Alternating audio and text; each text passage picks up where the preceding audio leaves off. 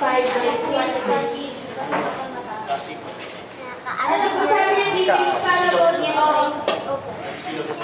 Anong verse? Ano po, yung parable of the 10 virgins. Ano rin po siya doon, sabi niya doon, nag-representation sa ano, parang type niya siya sa well-menters na parables. Kasi sabi po niya doon, yung mga tears, nag-represent po yun dun sa unbelievers at saka dun sa mga false believers. Tapos, yung ano naman po, yung mga well, nag-represent po yun dun sa mga believers. Na sila po yung, kumbaga sila yung ano, yung may salita ng Diyos. Sabi mo po dito, yung mga, may tatlong unit po ng ano, ng wet grains. Yung una po, pollinated at pollinated siya worm-eaten. Yung ano po, yung worm-eaten, sabi doon, yung worm-eaten, ayun yung, nabura yung ano, yun yung mga taong nabura yung pangalan nila sa book of life. Sa Revelation 3:5.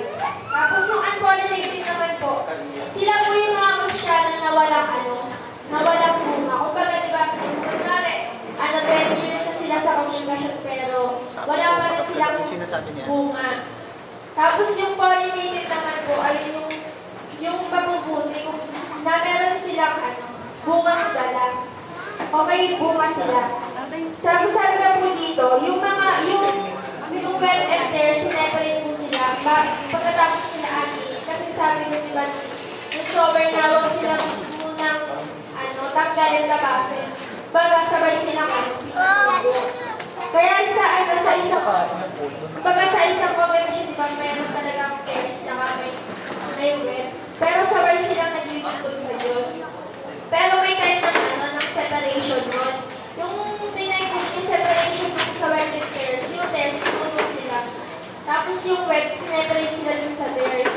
Tapos sabi pa po niya dito, yung 10 virgins po, sabi niya dito, na yung denominational system, sabi dito, ano po sila?